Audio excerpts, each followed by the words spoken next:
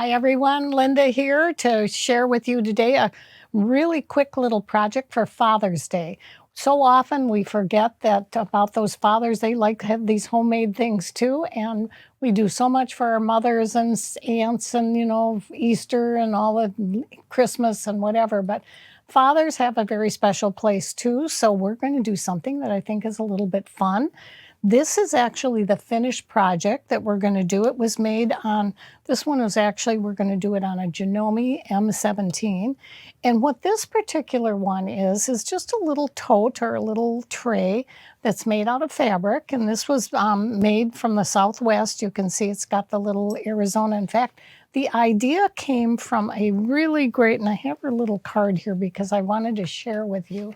This was from Michelle Dressel, who is from Mesa, Arizona, and she actually has a craft fair that she does, and she did hundreds of these, and she shared the idea with me because she thought the viewers on our YouTube channel would like to know how to make it.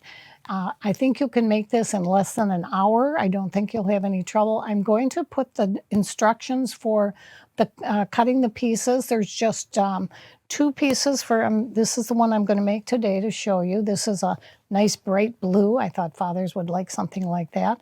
This is the little piece that goes inside the tray. This is the tray itself, and this is the one underneath of the blue. And what is so cool about this that she did is that she had, this particular one is made with a little cross. It's actually stitched into the tray, and then you can cover it up and you can put your croissants for Dad in the morning. You could put hot rolls that you've made for him or anything warm. Just pop it into the microwave, and then it is going to be nice and hot. And be very careful because it will be very hot when you give it to him. And I think it will really be a great little treat. Hi, sewing friends. It's Linda here with a cup of coffee. I hope you have one too. The wonderful thing about this channel is that it's a tribute to sewing, quilting, and embroidery. We showcase an array of machines that will fit every project that you can even imagine. Do you enjoy our content? Well, then please lend us your support with a subscription, a like, a comment, positive comments. We love hearing from you. For product inquiries, just lindaz's.com. It's always open. We have a dedicated sales staff that look forward to helping you make the right choice with your future machine needs. And let's embark on today's sewing journey. On the one that I'm making, it's identical except that I'm not going to put the little piece in there. I'm not going to stitch it down because we're going to take it out and we're going to be able to use it for, which we could on this one too. You could put a remote in here, or maybe the dad that you would be giving this to would like to put his glasses and his keys in there, or something that would be really that we call it Dad's Things, which I have on here. So this is very simple. I love to work with this square. This is a 14-inch square, and this is Kay England's rulers. We carry them in the store. They've been named many times, Nifty Notions, Cut for the Cure. There's all kinds of different names, but we carry them, and we'll put the link to those down below too. But you can see I squared up my pieces afterwards to make sure that I got the exact 14-inch square, and it's just a really wonderful one to have to be able to get your pieces accurate. And I have two pieces of fabric here. These are, the right sides have been put together, and then I have fusible interfacing on the top. And of course I have you're seeing the wrong side because it's already been done. I'm not going to take the time to do the embroidery. Maybe I'll do that in another video and show you how to do it, but I assume that most of you, I hope, know how to do embroidery. Like I said, this is the M17 Janome, and normally you would put this with it. You'd attach the great big, what I call the landing strip. It's a wonderful, wonderful embroidery unit that is just fabulous for doing great small and big. And this is just a 5x7, even though they have a huge one like on the back of my jacket. But you can see you could do a huge big design like this, or you could do what I have here on this side by the microphone, a very tiny little, it's a little tiny bird or a little just a little piece that is kind of fun. And you see the inside of the shirt is also got a, it's got sparkles on it, which is just they're the little Swarovski crystals that we carry. They have a little adhesive on the back, and you just press it real, very strong with a wand that we carry in the store too. And we'll put that in the description down below too with a link. They are just fun to do, and there's just so many things that you can do with these machines. So many times people buy these great big machines like this, and they think they're buying it just for like what I showed you on the back of the jacket or some of the bigger pieces. But really, if you get a good sewing machine, it's going to do great embroidery, but it's also going to do some wonderful quilting. And that's why I've done this design first. And before I go into what I've got on the machine here, I want to explain a little bit what I did with this. This is a fusible batting. What it does, it's a temporary fuse. So I cut the batting the exact same as the 14-inch square. So I have 3 pieces of fabric, or 2 pieces of fabric and 1 piece of batting. And I take the wrong side of this 1 piece of fabric and I press this batting onto with this Laura Star, which I love. In fact, I can show you how I did it. You can see I'm just putting the iron right here on top, and it is on, because you can see, well, it was on. I'm going to turn it back on again. Okay. And you can see that there will be some steam coming on here, but you don't really need the steam. You just want the heat on here. And I'm just temporarily pressing it like this. So it was, let's see, there's your steam if you can come out. But I'm just temporarily pressing that on there so that will hold that together. And I do that, of course, before I do the embroidery. Then I'll take that blank piece of fabric with the fusible batting and put that into the hoop. And I do not, it's one of the few times that I do not use any stabilizer on the back. You really don't need to. If you get this in the hoop right, Janome and most sewing machines that have embroidery designs and embroidery hoops will have a template that you can put in here. I didn't put it on here right now, but it'll mark the center point for you. You can mark the center point of your design, right, like doing that. Find your center point. Get yourself a little bone marking pen, which is wonderful. And so you just mark it with a little X. This will come off very, very easily after you're through, but not so easy that it won't come off while you're sewing with it. And that marks your center point. So you can see that this embroidery design that I have in here is right exactly at the center of the fabric. So again, like I said, what's really cool about these hoops is that there is a what they call a little plate that they put in here, and it will have an opening right in the center so that you can easily mark when you have it hooped already to make sure you get it exactly in the center point. It's very easy to do. And again, like I said, we'll do a video just on that in the future. So what I have done already, I've taken these 2 pieces. These are the long 2 pieces that are going to go into the little tray.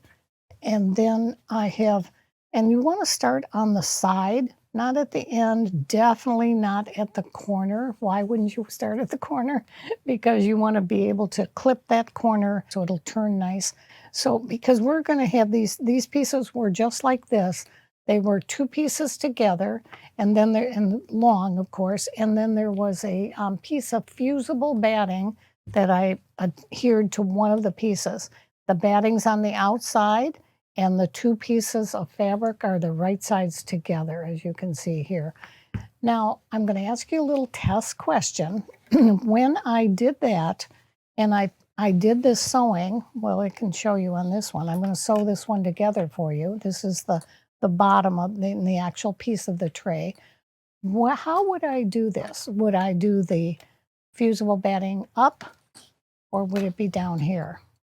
Oh, you're right. It definitely is going to be up. I knew you guys would get that.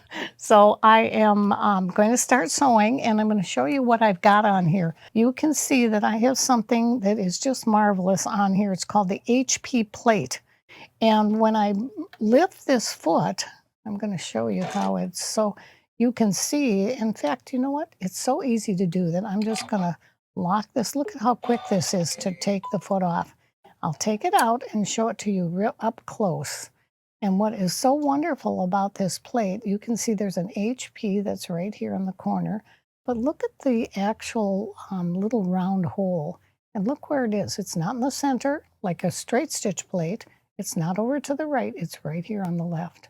And why is that so important? If you look what I'm doing right now, and this is what's so wonderful about Janome, is that now you can see that I'm going to, let's see, I've got the right foot on, go back, and now I'm going to put my needle down, which is really going to be watch where that, in fact, I'm going to take this little thing off, and I have blue thread on here, and look where that thread is, that bobbin thread. It's going right to that little hole. And that's an engineering feat that is just absolutely marvelous what these Japanese have done for this Janome sewing machine, because the needle is from the top is going to go right down to catch the bobbin thread exactly where it comes off the bobbin. And that's what you really want when you're getting real accurate sewing. And that's why they've made this high performance plate for their machine, because it really is going to give you really good stitching. And then I have a 1/4 inch foot on, a straight stitch foot, and it has a little indentation here, so it'll show you exactly where the needle is going to drop. I also can put my laser light on, so it'll also show me if I want to do that, which I don't really need to because it's so simple to see. And then there's a little marking here right at the end, so I know exactly where to turn the corners for a 1/4 inch seam, because that's what I'm going to do on here. I'm going to make these seams a 1/4 inch, and when I start, the 1/4 inch seam on here is right exactly at the edge of the foot, so you can kind of see it's just catching the feed dogs. I'm going to bring them down so you can see that. And then I'm starting in the middle. I have a knee lift lever here, which I absolutely love. So I can see I'm going to leave about, so many times when people are doing right sides together, turning them out, they'll leave a great big opening. You really don't need to this will come through pretty easily, about 2.5 to 3 inches at the most. So let me get started. I'm going to sew right here. Let me start right here so you can get it exactly accurate. Another thing I hope you notice as I'm sewing, I've done many other videos on these machines, on the M17, but when I've done it, because it has that great big embroidery unit, which is wonderful for embroidery, but I wanted people to really realize that, look at, you get the nice big footprint in here, but yet it's really not bigger than any other basic sewing machine. So you really, really, sometimes people are hesitant to purchase a machine like this because they think it's too big. But look at, you've got the beautiful area in here so you can get real big, heavy quilts in, but you're in a smaller area here, so the sewing is really, really wonderful. Now watch how nice this is. I'm not even going to use the foot control. I'm going to show you. This is something that, look at how wonderful that stitch quality is, that they have a speed control here. And if I'm a beginner, I could go real slow. And a lot of times, maybe as you're getting around towards the, as you're getting up towards the end of your point and you're not sure exactly how far you want to go, well, the markings will show you and it will stop. If I went a little too far, I could even go backwards. Again, only a beginner would do that, right? Or maybe some of us that are not. All right, and then I'm going to press that knee lift, and look at how nice this is to turn around. And again, I can just keep going, and I can speed it up. And I'll just go all the way around like this and get this done. And when I get to the end, I'll show you how I'm going to do the turning, because there's a wonderful little turning tool that I think you'll really enjoy. So I'm almost done here, and I'm going to stop, do a little back tack, scissor trimming. So we can now start turning this, and what's so wonderful, before you do the turning, is take your little corners like this and just clip them. My wonderful duckbill applique, and they turn out, look at those little points. You can just get right into the corner and really accurately you'll be able to turn and give you a nice point. And then when I take it to the lower star, it'll also be another nice place to get a nice quick press. So again, I've just got that little opening, it's hard to even see. And you're going to take this little tube turner. It's a R&K, and it's one of my favorites because it really does, I think one of the things that R&K does, they really listen to their consumers when they need something for their turning. And look at how nice that point is. See how nice and sharp that point is? And that's going to be one of the points of the square. And then I will take it over to the lower star and I will press it so that it, especially the wording that I've done with the embroidery, I press that embroidery right after I do it, even before I do the pinning. And that way, if I have to, sometimes when you're pressing, you will get your fabric distorting a little bit. So that's why this wonderful 14-inch ruler is so great for squaring up your fabric. And sometimes if you find that you haven't taken enough out, or you haven't clipped your corners, let's get rid of that mess. Sometimes you'll find you have to go back in and do it again, but not too often. And you can see what this says. It says Dad's Things right in the center. And then what I'm going to do is take and press this little 1/4-inch seam so it lines up with the rest of it. Poke out those little, sometimes you need a little tweezer to get in there and make sure so you can cut those threads afterwards, even if they're poking out. We have our iron set on so it'll go off after, I don't know, a few minutes if you're not using it, which is a wonderful safety feature. I would, it takes 2 seconds to turn that back on and then it's still hot and ready to go. That's all I need is just that little quick press there. And then I'm going to take it around the entire piece and give it a real nice press. And you can see it's kind of thick, which is what you want.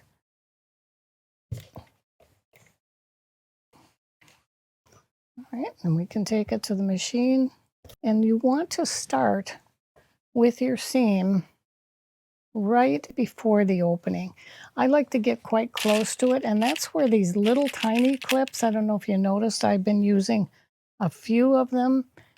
There's one, these are real tiny little clips. And now there are also some bigger ones, like here. But when I get up to the corners, these little, we call them mini clips, I guess.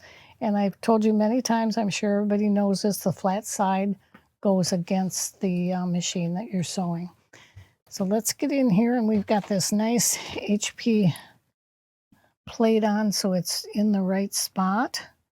And you can see that it's going to be right on the seam allowance.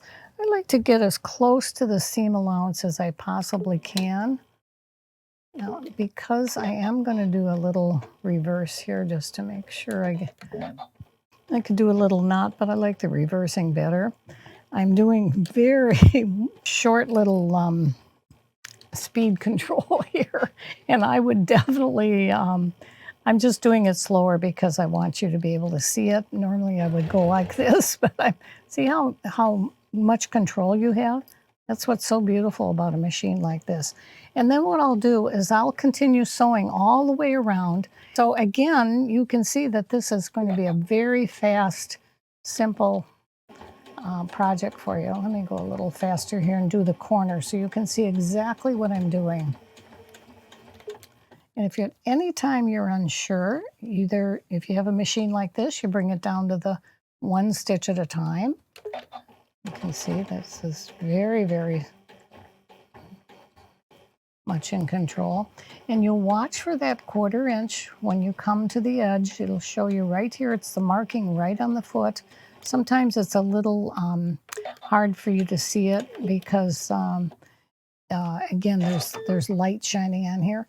but you raise your foot control. You see I'm doing that with my knee lever, and then I can keep my hands right on my fabric when I need it. And look at how wonderful this is. And you see this fabric is actually off the feed dogs. Only one of the feed dogs is working here, and that shows you how wonderful this. Now I'm going to keep going. Okay, and when I get back, I'll show you what the next, there's only 4 more little stitches that we're going to do.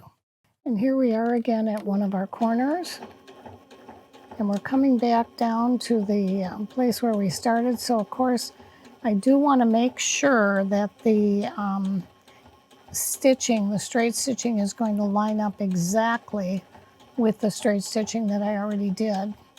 And it should be perfect if I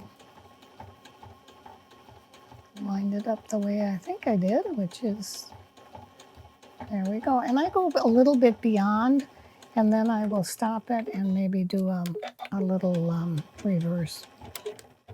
And a scissor cutter to finish it off, which is great. It will leave a little bit of a tail, and I do cut those off because I don't want those showing.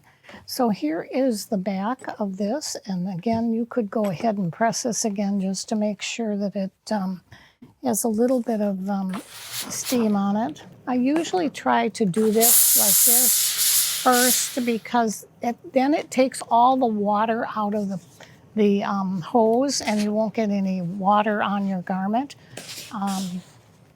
Occasionally you might if you forgot to do that, but it'll dry right away. I got a little on the corner, but now we're almost done. The last thing that we're going to do is we're going to take this is the bottom, so we want to be able to get that accurate. And now what we're going to do is we're going to take and we're going to close this up. And I know already that I've measured that it is 2 3/4 from here to the end. So if you take your, now you can take a mat here and measure it from there. And you want to get that accurate. You could take your bone marking pen and mark a little marker there, or you can take the little tiny clip, which is really a nice thing to have handy, and get that exact. Then you can take it right over to your machine, and we'll just finish up. And all we have is 4 little seams, and then we're done.